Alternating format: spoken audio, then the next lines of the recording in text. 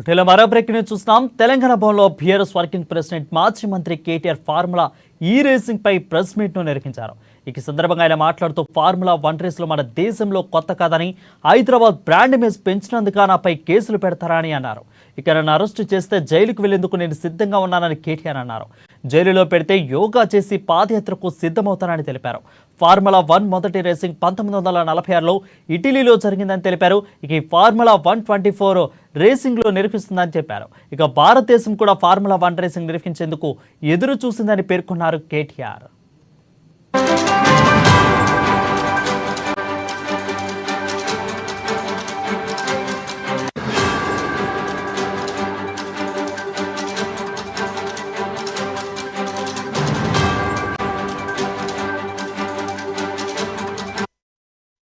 ఇక తెలంగాణ భవన్లో BRS working president మాజీ మంత్రి KTR formula racing press meet ను నిర్వహించారు.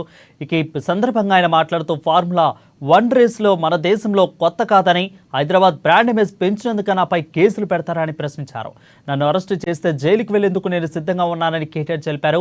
ఇక జైలులో పెడితే యోగా చేసి పాదయాత్రకు సిద్ధమవుతానని తెలిపారు. ఫార్ములా 1 మొదటి నుంచి రేసింగ్ కూడా 1946లో ఇటలీలో జరిగిందని తెలిపారు.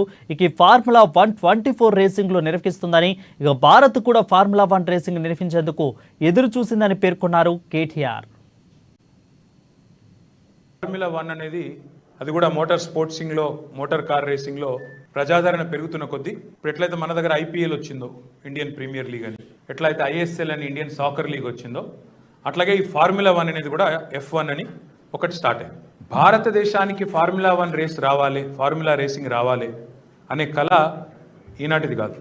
ఈనాడున్న తెలంగాణ ముఖ్యమంత్రి రేవంత్ రెడ్డి గారి గురువు చంద్రబాబు నాయుడు గారు మా దేశానికి, అందులో మా హైదరాబాద్కి F1 కావాలి, మా రంగారెడ్డి జిల్లాలో పెట్టాలనే ప్రయత్నము ఆనాడు 2003లోనే, ఇది ఆనాటి కళ, అంటే 2 దశాబ్దాల కళ.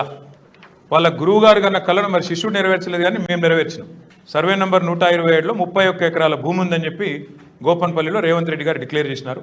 దాని ప్రకారం ఈ భూమికి కూడా ఆనాడు ఫార్ములా 1 రేస్ కండక్ట్ చేయడానికి అప్పుడే మరి ల్యాండ్ అక్విజిషన్ నోటీస్ కూడా ఇవ్వడం జరిగింది. ఇప్పుడు ఆ కేసు కూడా కోర్టులో ఉంది. ఇంకా మేము ఇయ్యమని కోర్టుకు పోయినరు, అసలు అవసరమేముందని కోర్టుకు పోయినరు.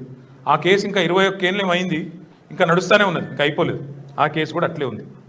ఫార్ములా 1 అనేది అది కూడా మోటార్ స్పోర్ట్సింగ్లో, మోటార్ కార్ రేసింగ్లో